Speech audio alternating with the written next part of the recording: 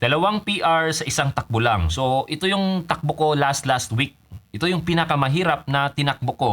Although hindi siya ganun kalayo kasi 10K lang. Pero ito yung pinakamahirap na 10K na nasalihan ko. I mean, pinakamahirap na fun run na nasalihan ko sa mahigit isang taon kong pagtakbo. 1 year, 2 months na ako sa running era ko. Pero ito yung pinakamahirap na takbo ko. Doon pa ako talaga nag-break ng dalawang PR ko. Hindi ko expect yun kasi nasa isip ko noon kung alam ko lang na ganun pala yung ruta ng fun run na yon, hindi na sana ako sasali. Matutulog na lang ako. Anyways, natutuwa ako kasi nakikita ko yung progress ko. Isa sa mga, sabihin na nating addicting part ng running is seeing yourself progress. Yung may progress, may improvement. I don't know kung ganun din ba kayo, pero yun yung isa sa pinaka, para sa akin, fulfilling na part ng running. Kasi kinukonsider ko yung running is, para sa akin is, primarily talaga for fitness. At isa din sa na-realize ko ngayon is that more of adult playtime lang siya. Laro-laro lang din, pero yun nga, may benefits in terms of fitness, in terms of health. Siguro, umi-epekto na talaga yung training, yung structured training ko. Kasi around 2 months ago, yung pagbalik ko galing sa isang Achilles injury, nagbahagi ako dito ng structured training ko. Kasi dati-rate, kung naaalala nyo, kung nakafollow kayo dito sa channel ko, naka-zone 2 lang talaga ako.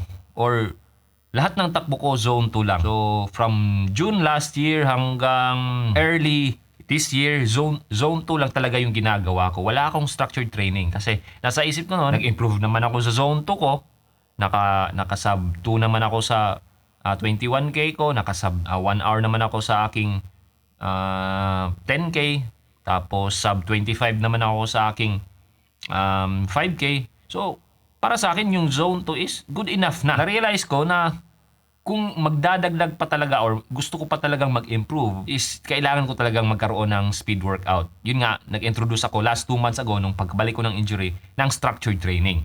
Ang sinundan ko, actually binahagi ko yan dito, sinundan ko yung coach na si Lee Grantham, isang European na runner, ultra marathoner, isang national athlete, di ko sure kung anong bansa, pero national athlete siya. Sinundan ko lang na meron kang 6 na takbo sa isang linggo. Bali, Monday is recovery slash zone 1. Zone 2 yung Tuesday. Wednesday is interval. Thursday, pahinga.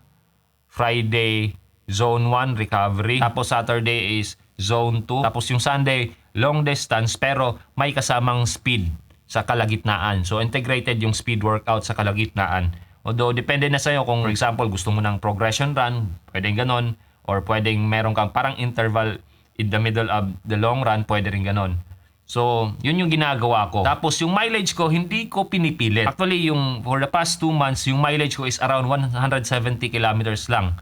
Hindi ko pinipilit. Talagang the usual lang na hindi ko nilalaspag yung sarili ko. Kasi kung nakita nyo yung video ko, yun yung meron akong sinabi na realization na ang running is more of balancing stimulus or finding that balance between stimulus and adaptation. So sa akin, pinapakaramdaman ko lang, no, talagang di ko nilalaspag, hinahayaan ko na makarecover talaga yung sarili ko. So every week, na-realize ko na hindi ako ganun kalaspag. Although, hindi panay zone 2 yung ginagawa ko, kung tatakbo ako ng speed workout ngayon, talagang ramdam ko na hindi ako laspag.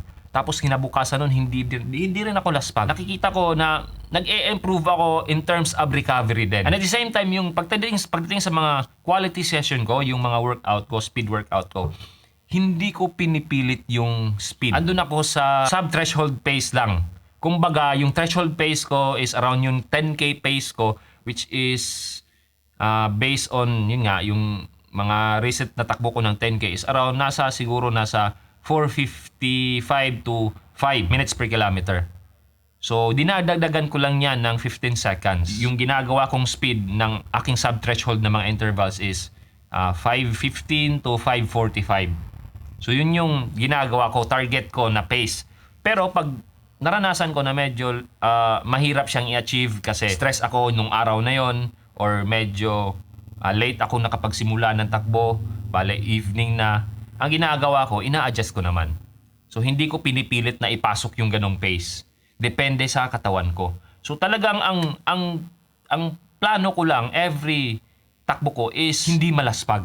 Walang hero workout. Di katulad nung dati na or nung nagsimula akong mag-interval na pinipilit kong ipasok yung mabilisan talaga. Although kaya ko naman, pero ang tinitingnan ko kasi is yung bigger picture. Gusto ko na hindi malaspag kasi gusto kong maging consistent all throughout the year or all throughout na kaya ko pang tumakbo. Ayaw ko nang ma-injury kasi kung maranasan yung ma-injury, I'm sure marirealize nyo na napakahirap na hindi tumatakbo. Mahirap siya in the sense na gusto mo talaga or andun yung urge na tumakbo ka pero hindi mo magagawa kasi meron kang nararamdaman. Actually, sa isip ko lang, once na meron ka talagang structured training, saka consistent ka, mag-e-improve ka talaga. I guess testament yung nangyari sa akin kasi nag-improve ako kahit na hindi madugo yung mga ginagawa kong training. Pero yun nga, structured siya, nagbibigay siya ng time para makarecover yung sarili ko.